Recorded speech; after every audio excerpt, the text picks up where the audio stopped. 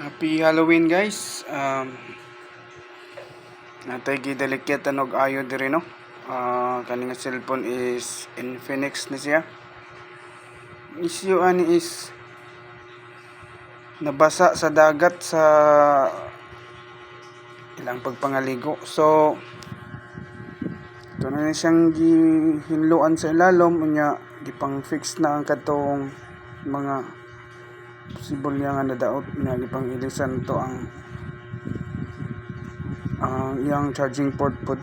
So ito maglangan no, atong i-test. Ang first test is dirita sa charging test. So atong i-oning charger kung makita ba nato nga nag-on ba siya, mag-charge ba siya. So na to no kung charge ba siya. So na siya indicator guys, na charging indicator. So it means na siya charging. Kita na yung logo sa charging guys. So it means okay na ni siya, charging na. So 100% na. So i-try na tog open kung modto ba siya sa iyang menu. Okay, atong i-open no. Ito lang hulaton. Kita naman yung logo sa Infinix. So atong hulaton guys kung kita bigid siya sa iyang menu. So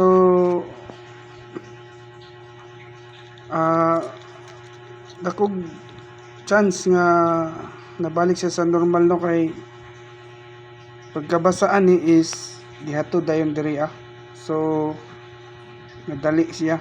So naman siya ay pattern. So direta sa emergency call ating testing ang yang touch kung okay ba. Okay man siya guys. So okay, murag back to normal na siya. Back to normal na ni. Di lang na tumad to sa iyang menu kay naman siya ay password.